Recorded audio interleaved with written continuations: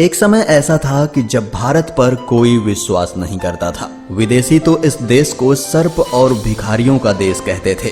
वे देश जिन पे भारत विश्वास करता था उनसे धोखा मिला, लेकिन भारत को अपनी क्षमता और काबिलियत पर पूरा विश्वास था। आखिरकार भारत ने वो करके दिखाया जिससे पूरी दुनिया दंग रह गई। जी हाँ, ये गाथा है भारत के महान अंतरिक्ष संगठन इसरो की। हेलो दोस्तों, मैं हूं आपका दोस्त सूरज और स्वागत है आप सभी का मिस्टीरियस हिंदी में।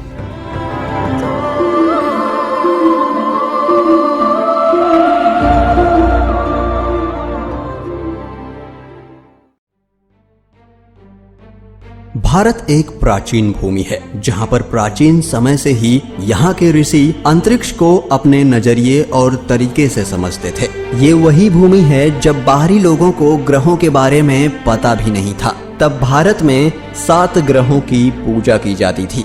भारत के प्राचीन वेदों में अंतरिक्ष के बारे में बहुत ही अच्छे से बताया गया है। इन्हीं सब से प्रेरित होकर आज भारतीय स्पेस एजेंसी इसरो ऐसे ऐसे कमाल कर रही है कि दुनिया के पास इसका कोई जवाब नहीं है। हाल ही में इसरो ने चंद्रयान 2 का सफलतापूर्वक प्रक्षेपण किया। चंद्रयान 2 की लॉन्चिंग श्रीहरिकोटा के सतीश धवन अंतरिक्ष केंद्र से की गई। चंद्रयान 2 को चांद पर पहुंचने में 48 दिन लगेंगे। इस मिशन की सफलता के बाद भारत उन 4 देशों में शामिल हो जाएगा जिन्होंने चांद पर सॉफ्ट लैंडिंग की है। सॉफ्ट लैंडिंग करना इतना खतरनाक है कि अभी तक अमेरिका, रूस और चीन ही इस कारनामे को अंजाम दे पाए हैं। चंद्रयान 2 चांद के दक्षिणी ध्रुव पर उतरेगा। इससे पहले किसी भी देश ने चांद के दक्षिणी ध्रुव में लैंडिंग नहीं की है। इसी के साथ भारत यहां उतरने वाला विश्व का पहला देश बन जाएगा। दक्षिणी ध्रुव पर काफी अंधेरा होता है, वहां सूर्य की किरणें भी नहीं पहुंच पाती हैं। इसलिए किसी भी देश ने आज तक वहां लैंडिंग करने की हिम्मत नहीं की। ये पहली बार नहीं जब भारत ने अंतरिक्ष की दिशा में कुछ अद्भुत हासिल किया। चंद्रयान 1 के जरिए वो भारत ही था जिसने चंद्रमा पे पानी की खोज की। वो भारत ही था जो पहली ही कोशिश में मंगल पर पहुंचा, जिसमें पहली कोशिश में कामयाबी दुनिया के किसी देश को नहीं मिली। लेकिन इसरो की कामयाबी न सिर्फ कॉमर्शियल बिजनेस मॉडल की कामयाबी है, इसके पीछे इमोशनल पहलू भी छुपे हुए हैं। बात है सन 1999 की, जब कारगिल युद्ध हो रहा था। उस समय भारत ने अमेरिका से मदद मांगी कि बॉर्डर से जो भी घुसपैठिए लाइन ऑफ कंट्रोल से भारत में दाखिल हो रहे हैं, सैटेलाइट की मदद से अमेरिका उनकी जगह का पता बताए। लेकिन अमेरिका ने कोई भी मदद करने से साफ साफ मना कर दिया, जो कि वो नेविगेशन सिस्टम की मदद से आसानी से कर सकता था, लेकिन नहीं किया। और वही समय था जब भारत ने अपना खुद का नेविगेशन सिस्टम बनाने की ठानी और 2 साल बाद भारत दुनिया के एलीट नेशन की सूची में शामिल हो गया, जिसका अपना खुद का नेविगेशन सिस्टम अंतरिक्ष में है। और तो और भारत ने सभी सार्क देश जैसे कि अफगानिस्तान, बांग्लादेश, भूटान, मालदीव, नेपाल, पाकिस्तान और श्रीलंका जैसे देशों को अपना नेविगेशन सिस्टम बेझिझक इस्तेमाल करने की अनुमति भी दी। ये है भारत की सभ्यता और प्रथा। पूरी दुनिया के इतिहास में पहली बार ऐसा हुआ कि 100 से भी ज्यादा सैटेलाइट एक ही रॉकेट में भेजा गया। 15 फरवरी 2017 को श्रीहरिकोटा से इसरो ने एक ही बार में 104 सैटेलाइट भेजने का इतिहास रचा, जिसे देख सभी भारतीयों का सीना चौड़ा हो गया। इसरो ने रूस का रिकॉर्ड भी तोड़ दिया, जिसने एक साथ 37 सैटेलाइट भेजे थे और इसरो ने ये सैटेलाइट PSLV रॉकेट की मदद से भेजे थे। PSLV यानी पोलर सैटेलाइट लॉन्च व्हीकल। दरअसल इसरो पहले केवल 68 सैटेलाइट ही भेजने वाला था, लेकिन बाद में और सैटेलाइट बढ़ा दिए गए और आखिरकार फाइनल डिसीजन लिया गया कि अब 104 सैटेलाइट PSLV C-37 रॉकेट से भेजे जाएंगे, जिसकी ऊंचाई 44 मीटर और वजन 320 टन था। भेजे गए इन 104 सैटेलाइट में से 102 विदेशी थे और 2 भारत के। भविष्य में आने वाले इसरो के मिशन कुछ इस तरह हैं।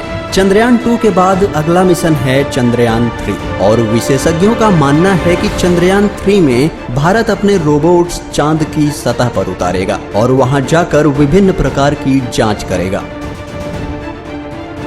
इसके बाद है आदित्य L1। चंद्रमा और मंगल पर सफलता के बाद इसरो का अगला लक्ष्य सूर्य है। सूर्य के अध्ययन के लिए आदित्य L1 भेजा जाएगा। इस मिशन से हमें जलवायु परिवर्तन यानी क्लाइमेट चेंज के बारे में जानने में मदद मिलेगी। इसके बाद निसार प्रोजेक्ट को इसरो नासा के साथ मिलकर बना रहा है। इस पूरे प्रोजेक्ट का नाम है NASA ISRO synthetic aperture radar यानी निसार। इस प्रोजेक्ट की संभावित लागत 10,000 करोड़ रुपए होगी। ये दुनिया का सबसे महंगा ऑब्जर्वेशन सैटेलाइट होगा। अगला होगा शुक्रयान। चंद्रमा और मंगल के बाद इसरो का अगला मिशन होगा शुक्र ग्रह। शुक्रयान शुक्र ग्रह के चारों तरफ नजदीक 500 किलोमीटर और दूर 60,000 किलोमीटर की कक्षा में चक्कर लगाएगा और इसके विभिन्न राज उजागर करेगा। इसके बाद है मंगलयान 2। मंगलयान के बाद इसरो मंगलयान 2 अभियान की तैयारी में जुट चुका है। इस बार मंगलयान सिर्फ मंगल ग्रह के चक्कर नहीं लगाएगा, बल्कि लैंडर और रोवर मंगल ग्रह की सतह पर उतारकर एक्सपेरिमेंट भी करेगा।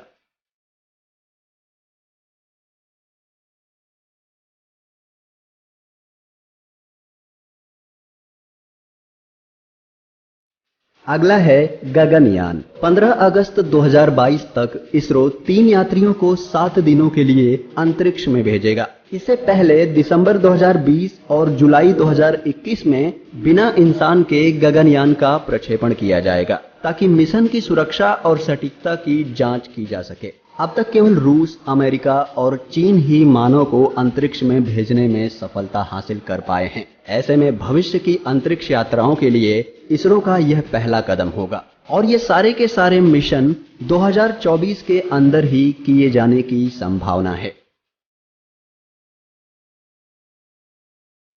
जो देश अपना पहला रॉकेट साइकिल पर लाया था, आज वही भारत देश अपने यान दूसरे ग्रहों पर भेज रहा है। आज दुनिया भारत को एक अलग नजरिए से देखती है। भारतीय लोगों का आज दूसरे देशों में सम्मान होता है और वो दिन दूर नहीं जब भारत एक बार फिर से विश्व गुरु बनेगा। कुछ देश हैं जिनके झंडे पर चांद है, तो कुछ देश ऐसे हैं जिनका झंडा चांद पर है।